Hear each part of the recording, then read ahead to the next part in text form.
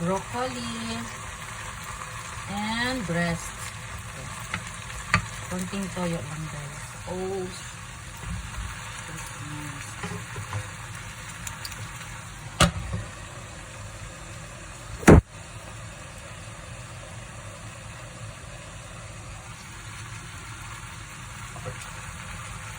breast chicken, tapos beans, yes, and broccoli. That's it. Konting toyo lang. So, hindi siya gisa lang dapat ko kasi pangit din yung lasa. So, nilagyan ko siya ng